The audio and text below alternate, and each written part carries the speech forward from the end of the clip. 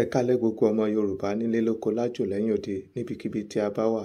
Òní ọjọ́ Saturday, ọjọ́ àbámẹ́ta, 18th of June 2022. Orúkọ tèmi ni Fẹ́mi Olóye ọmọ Yorùbá. Àkórí ọ̀rọ̀ mi ní alẹ́ yìí sí àwọn ọmọ Yorùbá ni monkey dey walk, baboon dey chop. So mo mọ̀ wípé ọ̀pọ̀lọpọ̀ wọn á wò wípé irú tọ́pìkì wò lélẹ̀. Ṣùgbọ́n mo refer gbogbo àwa tí a wà ní diaspora as a monkey dey walk, gbogbo wa. Then àwọn tó wà ní Nàìjíríà, àwọn Fúlàní, àwọn ni baboon dey chop. So àwọn tí ọ̀rọ̀ yóò kàn ní wípé àwọn tí ọ̀rọ̀ yóò kàn tí wọn ò máa ṣe ẹrú Fúlàní ní wípé àwọn ọmọ Yorùbá tàbí Ìgbò tàbí Ẹdó tí wọ́n wà ní diaspora tí wọ́n bá sọ wípé àwọn ò ní nǹkan kan ṣe, àwọn ò lẹ́bí kankan ní Nàìjíríà mọ́, àwọn ò ní ará mọ́. So wọ́n dẹ̀ ti gbà wípé ibi ìbàyẹn ni gbogbo nǹkan táwọn máa ṣe. Wọn ò even tí wọn ò ní send a single dollar lọ sí Nàìjíríà. Àwọn yẹn ni kò kí ń ṣe ẹrú Fúlàní. Ṣùgbọ́n àwa yòókù in as much ó bá send $1 lọ sí orílẹ̀-èdè Nàìjíríà, ẹrú Fúlàní ni a jẹ́. Ó dẹ̀ nídìí tí mo fi sọ bẹ́ẹ̀. So tá bá wo $100 lásán, tá bá send $100 lọ sí Nàìjíríà, owó tó máa bọ́ sí ọwọ́ àwọn Fúlàní, Haúsá Fúlàní lásán is $85. Màá dẹ̀ ṣe analysis ẹ̀. Bẹ́ẹ̀ kí n tó sọ yẹn, mo fẹ́ kọ́kọ́ sáré sọ eléyìí. Nípa ìwádìí tí èmi ṣe, àwọn orílẹ̀-èdè tó ń send owó padà lọ sí ìlú wọn ní gbogbo àgbáyé, Nàìjíríà ní number 10, India ní number 1, followed by China, Mexico, lọ́bà. So research mi tí mo ṣe, World Bank 2020. Nípa owó tí wọ́n send lọ náà, wọ́n ṣe research fún ọdún mẹ́ta from 2018 to 2020. Ní 2018, wọ́n send $24.31 billion. Ní 2019, wọ́n send $23.81 billion. Ní 2020, wọ́n send $17.21 billion. Àpapọ̀ gbogbo ẹ̀ ó jẹ́ $65.34 billion ni wọ́n send. So nígbà tá a divide by 3, wọ́n send $21.78 billion.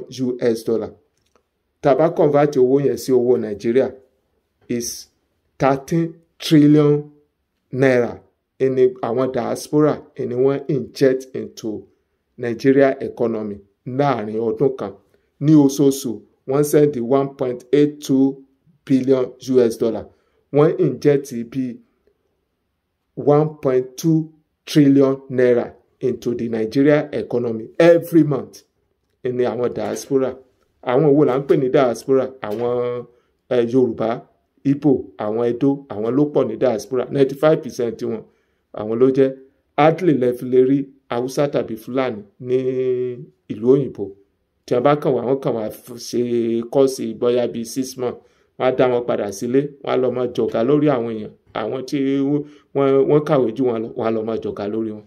Bẹ́ẹ̀ náà ni ibi tẹ́tún ti lè rí wọn ní embassy gbogbo Nàìjíríà tó wà káàkiri. Àwọn Haúsá Fúlàní ló kún bẹ́ẹ̀.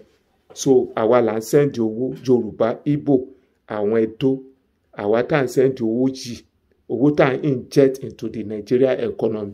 So ẹ dẹ̀ rí pé owó yẹn kò wọ́n nítorí pé àpò àwọn kan ló ń bọ́ sí. Gbogbo àwọn tẹ́ ń rò pé olówó ni wọ́n yẹn, gbogbo àwọn Dangote yẹn, wọn ò ní nǹkan kan. Àwa là ń fún wọn ní owó tí wọ́n fi ń jẹ́ millionaire, tí wọ́n fi ń jẹ́ billionaire. Ẹ jẹ́ ká stop láti fún wọn ní owó for the next 6 months. Ẹ rí i pé gbogbo wọn máa collapse. Dangote máa collapse. In fact, tí ó bá sí ẹni kú gan. So mo wá fẹ́ ṣe analysis ìdí tí a fi jẹ́ ẹrú. Tí a bá dẹ̀ gba Yorùbá nation, tá a bá sọ wípé ká tún máa continue Nàìjíríà, ẹrú ni gbogbo àwa tá a wà ní diaspora, ẹrú la tún máa jẹ́ fún àwọn Fúlàní. Àwọn là ń sìn gbogbo iṣẹ́ tá à ń ṣe ní bíbá yìí, tá à ń lọ nínú òjò, nínú snow, nínú oòrùn, ní òru, lọ́sàn-án lálẹ́, àwọn Haúsá Fúlàní là ń sìn. Ìdí tá à ń fi sìn wọn ni pé ìdí àkọ́kọ́ ni wípé àwọn ló ń determine iye value dọ́là tá a bá send. Gbogbo àwọn ló wà ní bureau de change.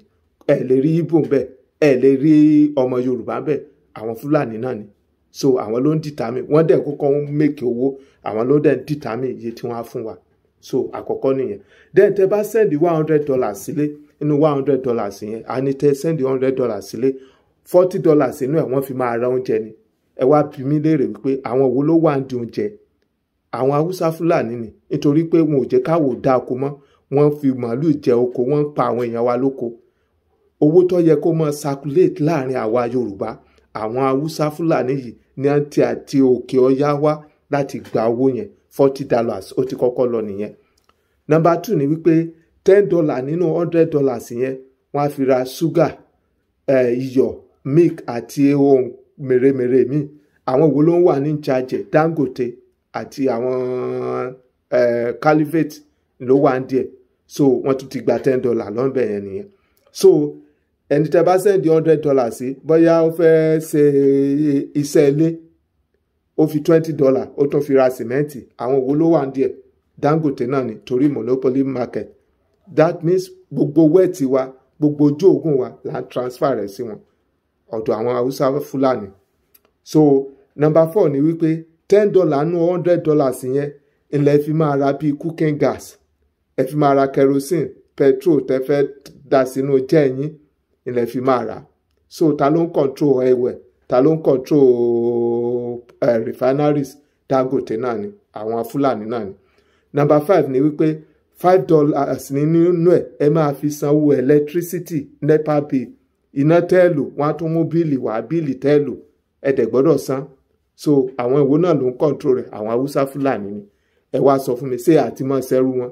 $85 nínú $100 ló ti kọ́kọ́ lọ sọ́wọ́ àwọn Haúsá Fúlàní. Owó tó yẹ kó wà láàrin ara wa ká máa fi dájàlẹ̀, káwọn tó jẹ́ àgbẹ̀ kí wọ́n fi lọ́ọ́ máa dáko, kí wọ́n máa provide employment opportunity, kò sí yẹn mọ́. So number 6 ni pé $10 nínú ẹ̀ àwọn èèyàn wa, torí pé wọ́n níbẹ̀rù Ọlọ́run, wọ́n á lọ san sàká ní mọ́sálásí, wọ́n á lọ san tithe àti offering ní church, wọ́n á fi $10 sí. So ó wá kù $5 péré. Ẹni tẹ́ bá send $100 sí, $5 péré ló lè save nínú ẹ̀. Ẹ wá sọ fún mi, gbogbo owó yẹn ọ̀dọ̀ wọn àwọn kan ló ń gbà, gbogbo owó ṣẹ́ wàhálà táwọn èèyàn wá ń ṣe bíbá. Then tá bá tún sọ̀rọ̀ àwọn èèyàn tó ń send nǹkan lọ sílé, tó ń send container, mọ́tò, gbogbo ẹ̀, tó ń send a lot of goods lọ sílé, àwọn ọmọ Yorùbá náà ni, àwọn Igbo àti àwọn Edo yìí kan náà ni, àwọn ló ń send ẹ lọ sílé.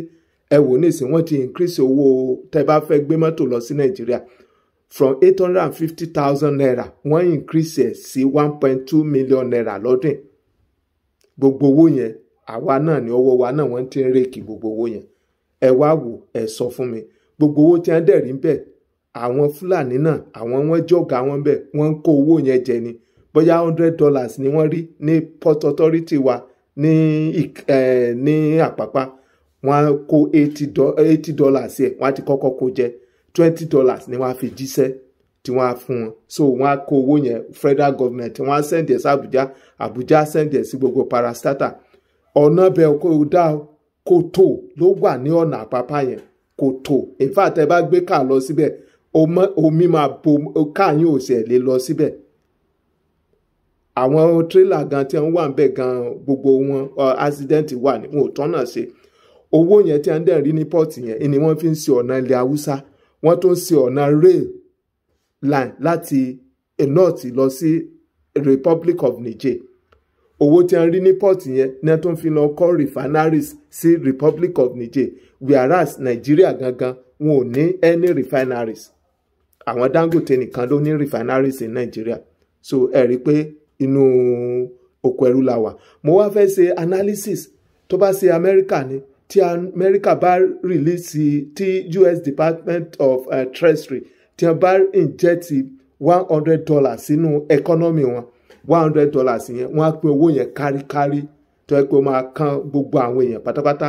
Ẹlẹ́ẹ̀kejì ni wípé àwọn tó ní small scale business, owó yẹn ó máa kan àwọn náà tó yẹ pé wọ́n máa tà, ọjà wọn máa tà. Nípa bẹ́ẹ̀ wọ́n á lọ gba àwọn èèyàn ṣiṣẹ́. Nípa bẹ́ẹ̀ àwọn gọ́ọ̀mẹ̀ntì wọ́n á rí táàsì gbà lọ́wọ́ àwọn tí wọ́n ṣiṣẹ́. So there will be increase in purchasing power fún àwọn èèyàn. So ó máa gbé pèsè iṣẹ́ fún àwọn èèyàn.